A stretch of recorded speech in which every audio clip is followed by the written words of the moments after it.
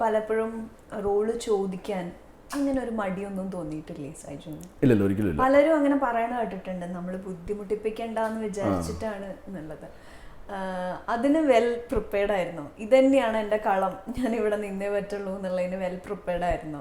അല്ല, വേറെ നിവൃത്തിയില്ല. എന്ന് വെച്ചാൽ സെയിൽസ് പറ്റുന്നില്ല, മനസ്സിലായില്ലേ, ജീവിക്കണ്ടേ. അപ്പോൾ എൻ്റെ അച്ഛന് ബിസിനസ്സും കാര്യങ്ങളൊന്നുമില്ല. അപ്പോൾ അച്ഛൻ്റെ സംഭവം വെച്ചാൽ നീ സ്വന്തം കാലിൽ നിൽക്കുക എന്നുള്ളതാണ്. You should have income. അപ്പോൾ അത് ആ ഒരു നിവൃത്തിയുടെ കാരണം ഇനിയിപ്പം സിനിമ ഞാൻ ഇഷ്ടപ്പെട്ടും തുടങ്ങി. പിന്നെ അതൊരു ഇപ്പം എല്ലാവർക്കും പാഷനാണ്. ആ പാഷൻ എന്നിലേക്കും വന്നു.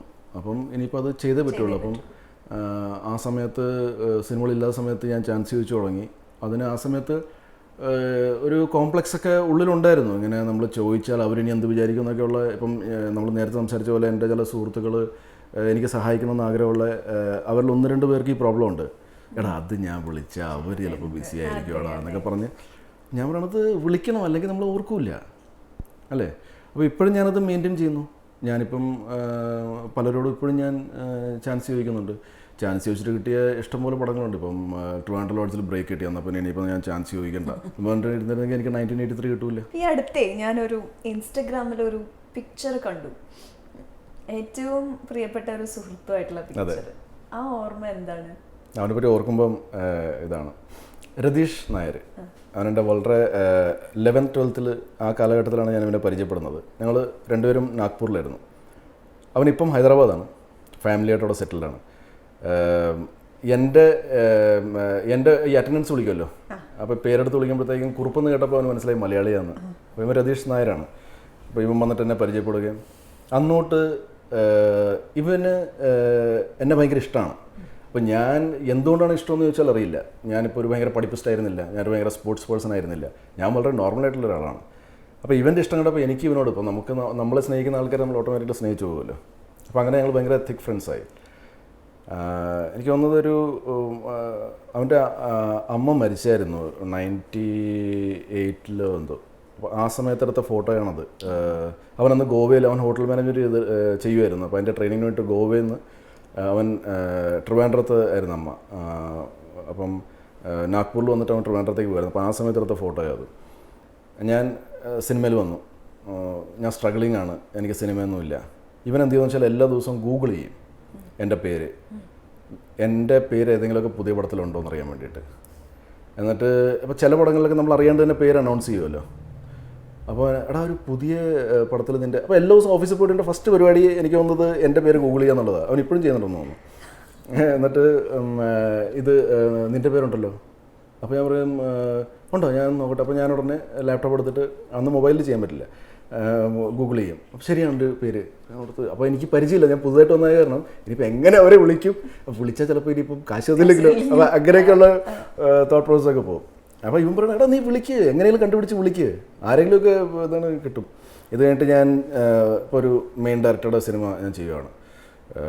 ഇപ്പോൾ ലാൽ ജോസ് സാറിൻ്റെ സിനിമ ഞാൻ ചെയ്തത്. അപ്പം മുല്ല ചെയ്തു ഞാൻ.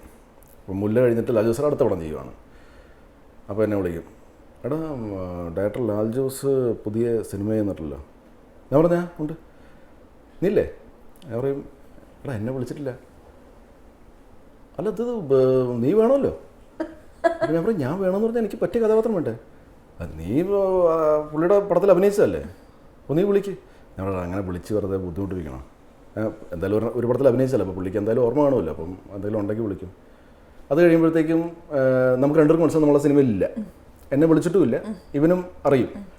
അപ്പോൾ എന്നാലും പുള്ളി എന്ത് പരിപാടിയാണ് കാണിച്ചത്, നിന്നെ കാസ്റ്റ് ചെയ്യാറില്ലല്ലോ.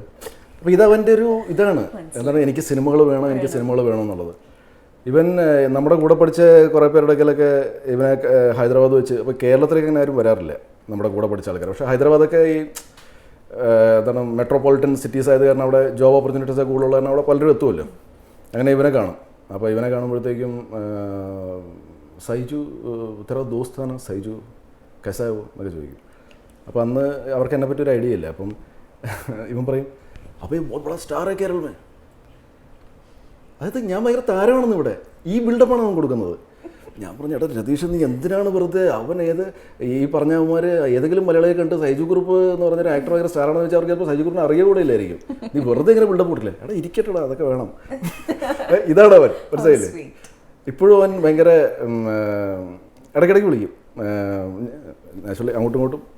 എന്നിട്ട് എന്തായി അടുത്ത പടം ഏതാണ്. പിന്നെ ചില പടങ്ങൾ നമ്മൾ പറഞ്ഞു കാണും ഇങ്ങനെ എടാ ഒരു പടം ചെയ്യുന്നുണ്ട്, പുതുമുഖ സംവിധായകൻ്റെ ആയിരിക്കും, ആ പേരൊക്കെ അവന് കറക്റ്റായിട്ട് ഓർമ്മയാണ്, പുതുമുഖ സംവിധായകനാണെങ്കിൽ പോലും. അപ്പോൾ ചിലപ്പോൾ ഈ ഷൂട്ട് തുടങ്ങാൻ നേരത്തായിരിക്കും ചിലപ്പോൾ ഡേറ്റ് ചിലപ്പോൾ മാച്ച് ചെയ്യാണ്ട് ഞാൻ പടം ചെയ്യുന്നില്ല. അപ്പം ഞാൻ ചിലപ്പോൾ ഇത് അപ്ഡേറ്റ് ചെയ്ത് കാണുമല്ലോ അവനൊക്കെ. കുറച്ച് നാൾ കഴിഞ്ഞിട്ട് എടാ നീ അന്ന് പറഞ്ഞില്ലേ മിസ്റ്റർ സോയൻസോ അയാളുടെ പടം ചെയ്യുന്നത്, അത് കഴിഞ്ഞോ, അത് എന്താണ് സംഭവം? ഞാൻ പറഞ്ഞാൽ അത് ഡേറ്റ്, ഓ അത് ശരി. അപ്പോൾ അതിന് ഭയങ്കര ദുഃഖമാണ്, ഓ അത് ചെയ്യാൻ പറ്റിയില്ലല്ലോ എന്നൊക്കെ. അപ്പം അങ്ങനെയൊക്കെയുള്ളൊരു കക്ഷിയാണ്. ഒരു പക്ഷെ നമ്മളെക്കാളും നമ്മളെ സ്നേഹിക്കുന്ന ചില സുഹൃത്തുക്കളല്ലേ, അങ്ങനെയുള്ളൊരു വലിയ സ്ട്രെങ്ത് ആണ് നമ്മുടെ എല്ലാ സിറ്റുവേഷൻസിലും അവരുണ്ടാവാന്ന് പറയുന്നത്. എൻ്റെ വൈഫ് പറയാറുണ്ട് സൈജുവിൻ്റെ ഏറ്റവും വലിയ ഭാഗ്യം രതീഷിനെ പോലത്തെ ഒരു സുഹൃത്തുള്ളതാണ്. എല്ലാവർക്കും ചിലപ്പോൾ അങ്ങനത്തെ ഒരു സുഹൃത്ത് കാണില്ല. ഇവൻ actually is like A brother. അവൻ എന്നെക്കാളും ഒരു 6-7 മാസത്തേക്ക് മൂപ്പുണ്ട്. തിരുവനന്തപുരംകാരനാണ്, വെള്ളായനിക്കാരനാണ്. എൻ്റെ ട്രിവാൻഡ്രം ലോഡ്ജിലെ കഥാപാത്രം ഷിബു വെള്ളായനി എന്നാണ്. അപ്പോൾ വെള്ളായനി നിയമം ആ ഏരിയയാണ് എൻ്റെ വീട്.